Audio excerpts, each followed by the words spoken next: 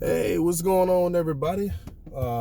So I'm just headed home, man. Decided I was gonna make a quick video, kind of just share some thoughts on, a sequence of events that occurred over the past couple of days, involving the Atlanta Falcons. And the most controversial one is I have been very vocal on Twitter about the whole Austin Hooper thing.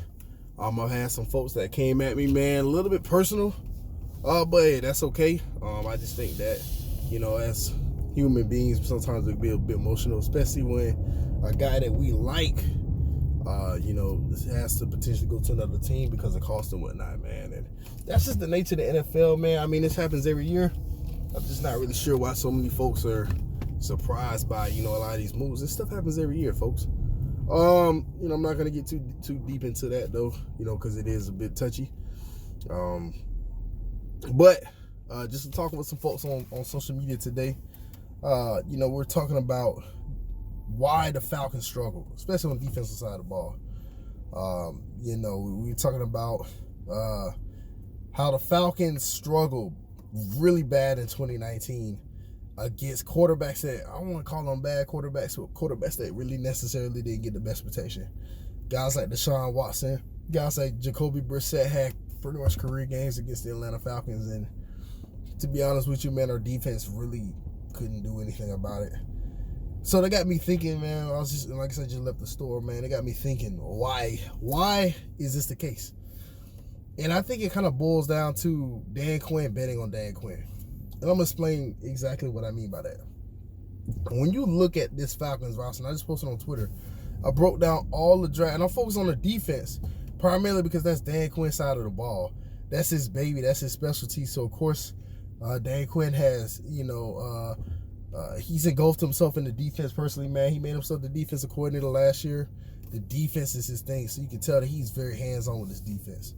When you look at all the defensive players that the Atlanta Falcons have drafted since Dan Quinn's been here, the overwhelming bulk of those guys have been athletes. I have two categories of guys, man. Now, there's more subcategories, but my two main categories for players are guys that are athletes, that are elite athletes, and guys that win. Well, let me start over. Guys that win with athleticism and guys that are able to win with skill. Right? I'm going to explain to you exactly what I mean by that. Right? Because, sometimes it can kind of get lost in translation sometimes. All right.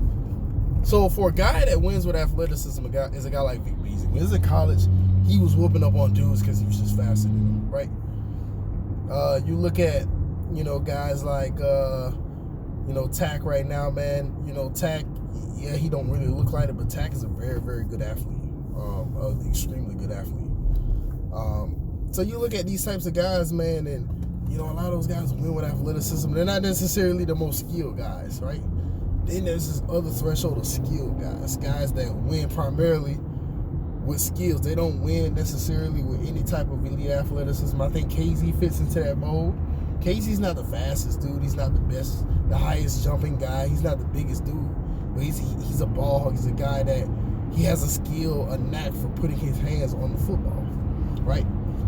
You also look at a guy like Grady Jarrett. Grady Jarrett is a worker bee. Grady Jarrett's not winning because he's faster than everybody. Grady Jarrett's winning because he's more technically sound. He can win with his hands. He understands leverage. That's how Grady Jarrett is winning. Then, of course, you have those situations where you have guys that are elite athletes, but also guys that are very skilled, man. And those guys are very rare guys, man. They generally go very high in the first round. So there's that.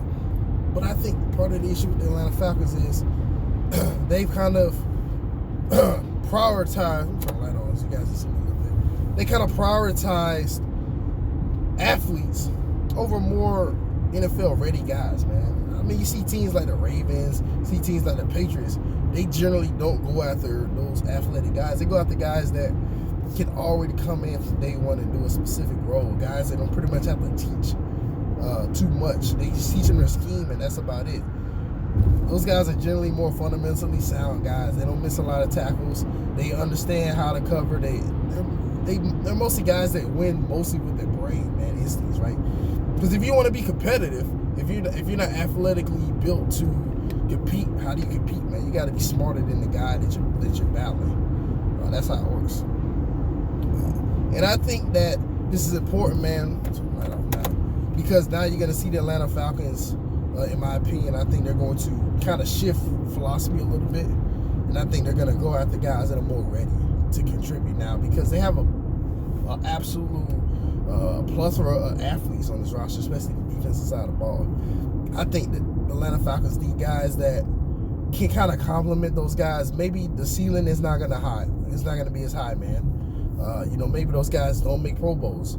Maybe they're not even top 10 in their position, man, but they're solid guys, man. And when you put them on the football field, you know that they're going to go out there and make the play when the play is there to be made.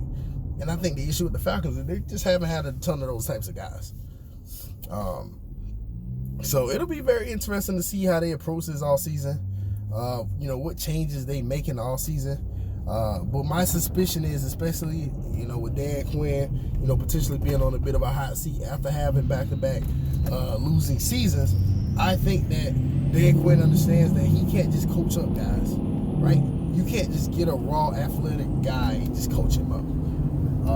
Sometimes you end up, with those elite athletes that work out, Deion Jones, right?